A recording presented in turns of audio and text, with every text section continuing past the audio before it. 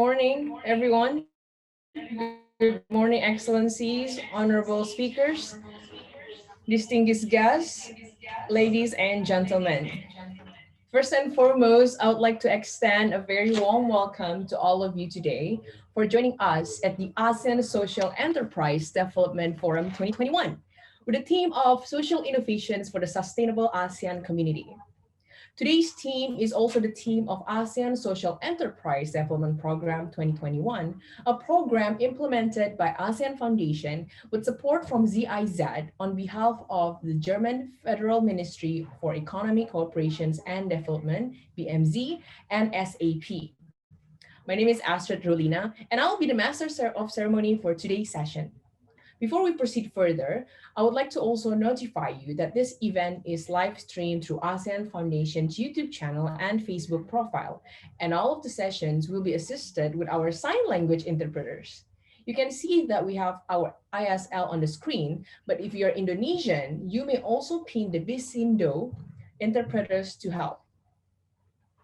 Climate change, poverty, and gender inequality are only three out of the many other issues that we're facing in tackling these issues and have the potential ability to support ASEAN countries achieve sustainable development goals. Furthermore, as social enterprises are highly engaged in building and supporting communities in both the rural and urban areas, ASEAN recognizes their potential to contribute in tackling social and environment issues and supports the realizations of ASEAN's strategic action plan for SME development. ASEAN work plan on youth and ASEAN records have shown that today's young people are highly motivated to generate positive social change. With ASEAN populations generally characterized by high shares of young people, social entrepreneurship definitely has great potential to mobilize youth to engage in the effects of achieving major social objectives. In hopes of promoting youth involvement in the social enterprise sector, today's session will provide knowledge on some key entrepreneurship skills, as well as the social enterprise landscape in ASEAN. Now, we will begin in the first session with Conversation Forum on the topic of ASEAN Social Enterprise Development Program, followed with two masterclass sessions on finance for social enterprise and the role of youth-led social enterprise in solving climate crisis. After that, we will have a roundtable discussion on the topic of catalyzing the growth of social enterprise in ASEAN. Before proceeding with our agenda, please allow me to invite His Excellency Ambassador Nguyen Hai Bang, Permanent Representative of the Socialist Republic of Vietnam to ASEAN, to deliver his opening remarks. Distinguished guests, ladies and gentlemen, good morning. It is my pleasure to welcome all of you to the ASEAN Social Enterprise Development Forum 2021. Today's event is one of the important milestones in our long journey to sustain youth entrepreneurship and empower youth-led social enterprises across the ASEAN region. I want to congratulate the 20 selected social enterprises for making it this far and successfully completing the program. All the time and energy invested during months of participation in the comprehensive capacity building, coaching, and mentoring have resulted in the growth and improvement of your skills, creativity, and the ability to solve social problems and contribute to address the pressing challenges within ASEAN. The business pitch you conducted during the ASEAN SEDP Demo Day this week was inspiring. It demonstrated a young generation capable of building their own enterprise to create social impacts. Cultivating the spirit of entrepreneurship among ASEAN youth is very important in helping the region to achieve sustainable development goals. Embracing the entrepreneurship spirit will empower and motivate youth to be critical, productive, and innovative. It encourages individuals to actively seek out change rather than only waiting to adapt to change. ASEAN is working to support in developing the spirit of entrepreneurship with various programs and initiatives. Under the ASEAN Economic Community, we are seeking to develop ecosystems that help social enterprises thrive and grow. The ASEAN Social Enterprise Development Program is also one of the stepping stones to develop the ecosystem to support and empower ASEAN social enterprises. This program provides youth-led social enterprises with access towards greater opportunities to improving their ventures. Thus, I would like to thank ASEAN Foundation as the organizer of this program. GIZ, on behalf of the German Federal Ministry of Economic Cooperation and Development, and also SAP for supporting this program. This successful implementation hopefully will promote productivity, technology, and innovation, and also inspire many more ASEAN youth to embrace the spirit of entrepreneurship and create meaningful impacts on society. Thank you. Thank you, Ambassador Bang, for your insightful remark. Now, for the past 3 months, 20 social enterprises across 10 ASEAN member states have participated in our program. Now, let us begin our conversation on ASEAN Social Enterprise Development Program. But before we proceed to the conversation sessions, let's see the highlighted video of ASEAN SEDP 2021 participants.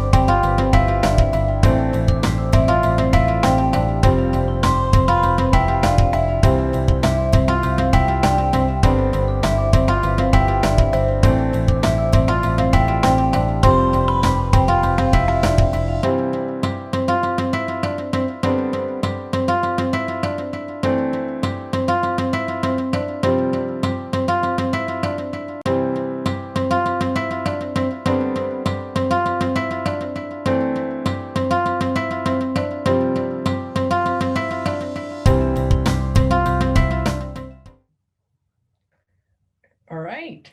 Now, this session will be moderated by Mr. Ilan Askolani, the Project Manager for ASEAN Foundation SAP Joint Initiatives, and will gather these 4 amazing speakers. First, Mr. Sergey Makarov, ASEAN Cluster Coordinator at ZIZ. Secondly, Mr. Eugene Ho, Head of Corporate Social Responsibility, East Asia and Pacific. Thirdly, Mr. Winsel Ong, co-founder of Fianco, a social enterprise from the Philippines, who is one of the 20 selected social enterprise participating in the ASEAN Social Enterprise Development Program. Last but not least, Ms. Tofi Charu Patana Pongse, ASEAN Project Lead at the Borderless 360, a social enterprise from Singapore, who is also one of the selected social enterprise in the ASEAN Social Enterprise Development Program. So without further ado, I would like to invite Mr. Ilan to lead our conversation forum. Mr. Ilan, the screen is yours. Thank you, Astrid, for the introduction. Good morning, all panelists. Good morning, all participants. I hope everyone is healthy and doing well. Welcome to the first session of the ASEAN SEDP forum. Before we start, I just want to give you some information about this session. This session will be divided into 2 segments. The first segment will be the sharing session from our panelists, and the second one is the Q&A session. So if you have any question to our panelists, feel free to drop your question in the chat box.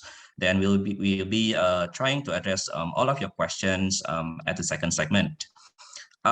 Before we start, I think we can just start the session because I think Astrid has already introduced all of our speakers because our time is only 30 minutes. Yeah, to kick off the session, let me ask the question to Sergey. So Sergey, so we know that GIZ has been promoting the inclusive business, including social enterprise model worldwide, particularly in the ASEAN region, through different projects. And I believe the long-term goal of these projects is actually to tackle socio-economic issues within the respective region. Now, for the context of ASEAN as EDP, how do you see this program as a solution to solving social and economical issues happening in the ASEAN region? Yeah. Thank you, Ilan. I hope you can hear me well. I was having some issues, but I think it's now fixed.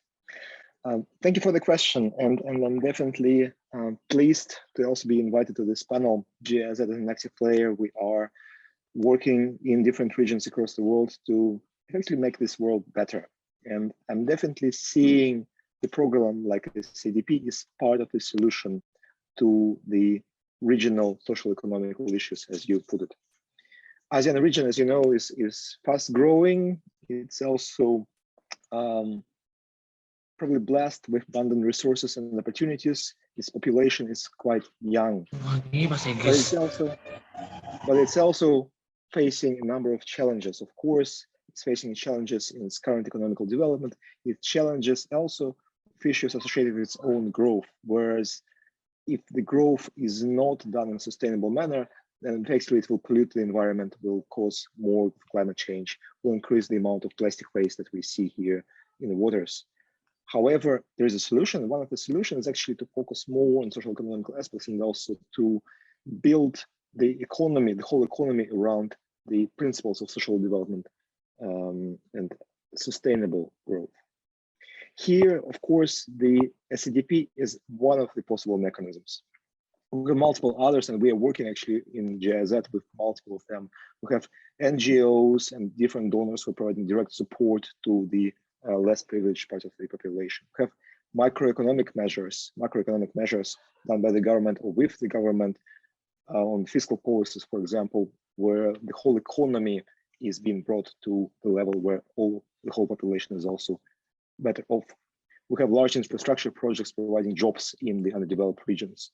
We have dedicated training programs, and we, for example, focus a lot on the TVET, on the technical and vocational education and training, post-university for the people who need specifically to focus on technical issues. We also work with the inclusive business with large corporations.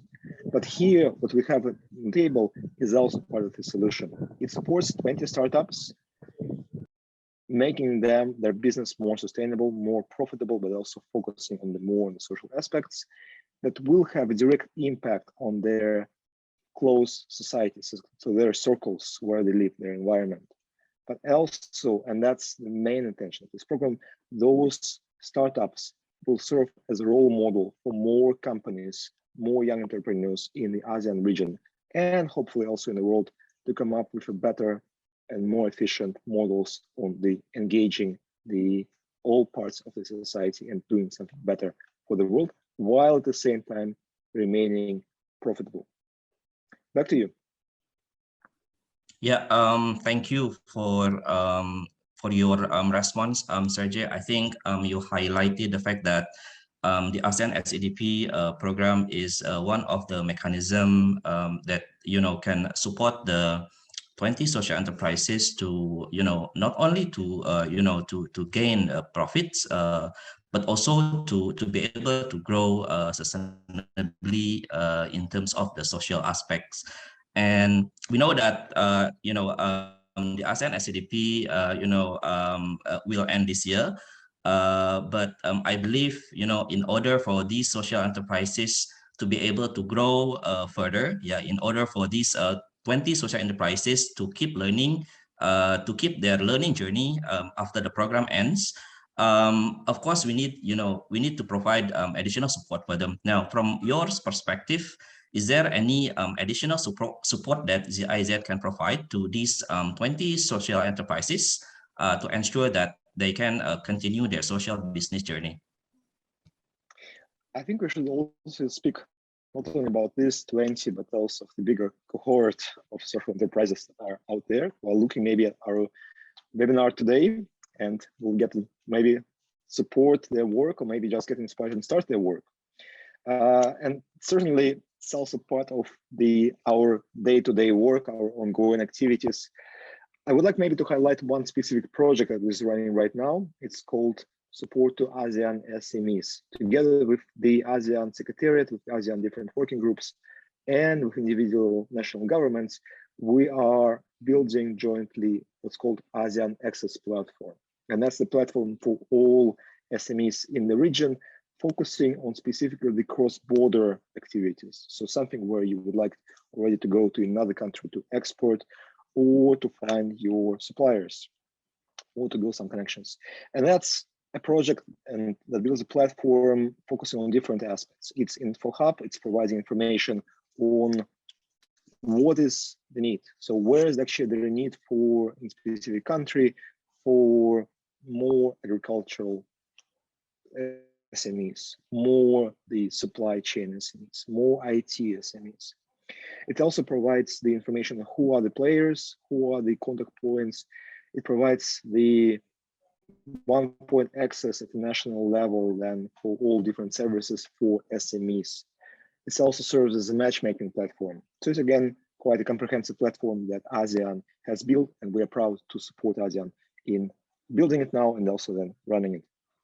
But of course, we're also running multiple other programs. For example, we run different accelerators focused on specific sectors. This program that we're talking about now covered all sectors, effectively all different SDGs.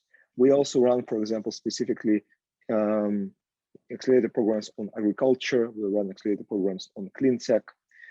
And we are also considering, based on the outcomes of this program, to see if we could be able to scale up and maybe provide support not to 20, but let's see how many.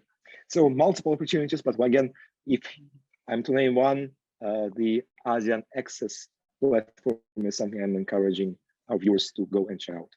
Thank you. Yeah, thank you, Sergey, for your sharing.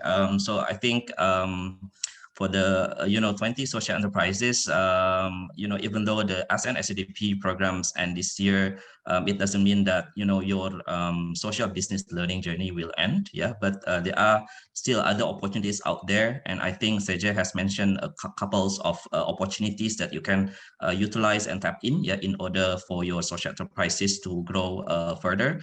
And I think one of the platforms is the platform that can that is supporting the small medium enterprises. Yeah. So how the IZ is actually supporting the SMEs to be able to build networks, yeah, across the ASEAN region. So maybe this is something that you can try, yeah, to tap in. Yeah, as the additional support after the ASEAN SPDP program finish. Yeah, thank you, Sergey, for your sharing. Now, let me pass to Eugene. Eugene, nice to meet you and nice to see you wearing your batik, Eugene.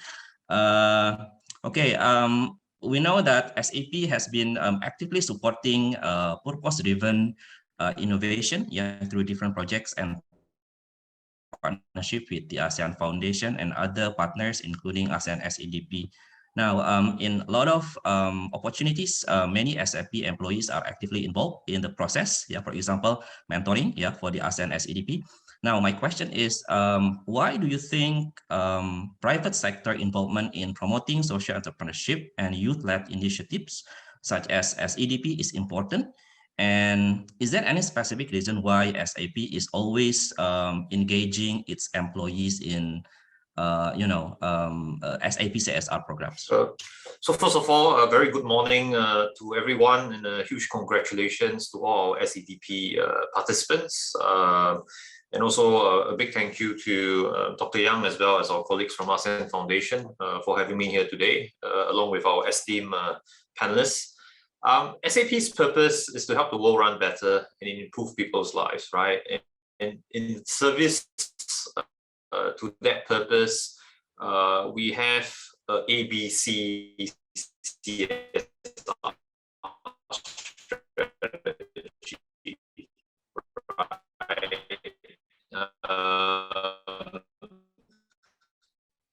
A, to accelerate social business, B, to build digital skills, and C, to collaborate for sustainability. Right? We support advocacy, right? And if you think about it, right, in an MNC, we have got very rich skill sets. It's very easy to find people with many years of experience in marketing, in finance, in supply chain, so on and so forth. And these rich skill sets typically miss ups. And kudos to many of you on the call today who are very youthful. Obviously, some of you are graduates with only several years of experience, and you're out there championing the cause for social impact, yet at the same time running a business. And companies like SAP, with our vast amount of knowledge and experience at the global level, at the regional level, and at a local level, can bring to you those experiences in the form of mentorships, in the form of pro bono consulting. And SAP is very vested in this front. Over the last 8 to 9 years, more than 220 volunteers from SAP contribute close to 50,000 hours, right, in this endeavor to support 182 over social businesses. So we're absolutely committed to accelerating social businesses, and it's at the core of what we want to do to impact the community. Okay, thank you, Eugene. I'm very pleased to hear that SAP is very committed, to implement your ABC DNA, as part of your CSR initiatives, accelerating social business, building digital skills, and also a collaboration, for the sustainable region. Now, I think the next question for you is almost the same as the question that I asked to CJ. From your perspective, what should the 20 social enterprises do, and maybe this one also is applying to other social enterprises out there?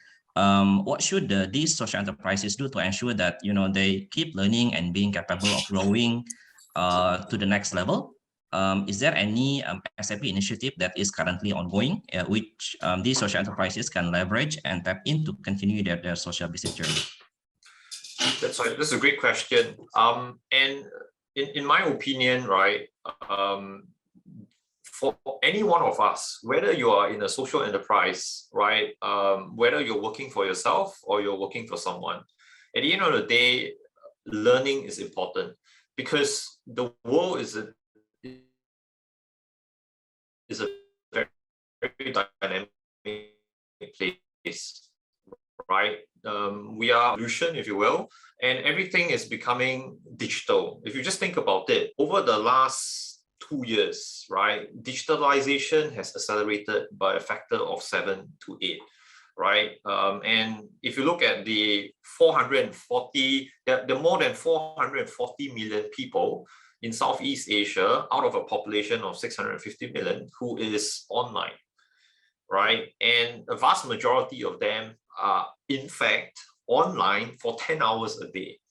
So we need to keep abreast of this digital phenomenon, if you will, and tap on this, if you will. And this is going to be the digital economy for Southeast Asia is going to be $1 trillion in 2030. Right, the gross merchandise value is going to be $1 trillion, right?